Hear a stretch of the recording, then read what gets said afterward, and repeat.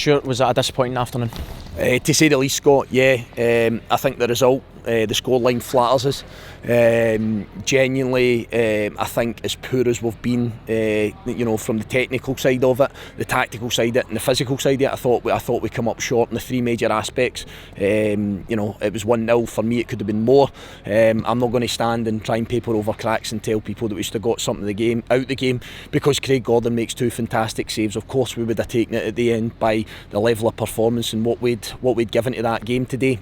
It took us 81 minutes to play one penetrating pass. I noted it. One good pass for defence into Tony Watt. He turns, half turn and the pitch starts to open up. But 81 minutes coming to Tynecastle before you actually play a positive kind of penetrative pass, that's never going to be good enough here. We have to take a bigger responsibility in possession. We had a real poor start to the game, so for us again that's where we'll look to our experience on the pitch to consolidate us, to bring us back together, to play in the correct areas, to make sure that we function properly as a unit, and we didn't. We changed the formation 4 times within the game, just trying to see if we can get some sort of foothold, and as I say, it took us to about 81 minutes before I think there was any kind of purpose to what we were doing.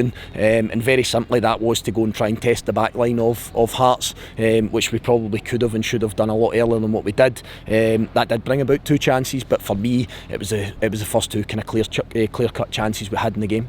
You say you changed your system numerous times. Was there any of those systems you think that worked and would give you food for thought come Sunday?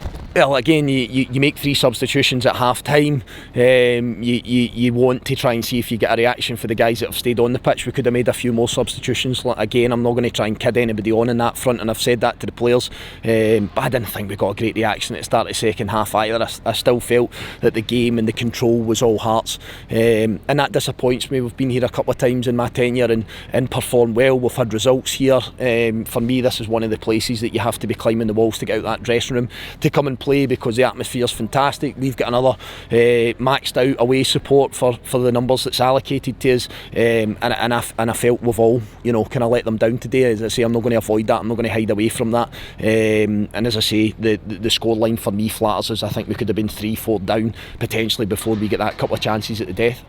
Are there any positives from today, or is it more of a reset going ahead into Sunday? The only positives I take is that you start to get more minutes into the likes of Jack Vale, Sam Nicholson, these types of guys coming onto the pitch. We've been a wee bit hamstrung this week. Not an excuse, but we have been with the team selection. Obviously missing a couple of key players, some guys that were excellent, a couple of guys that were excellent for me against Rangers. You look at Apostolos, you look at Lennon.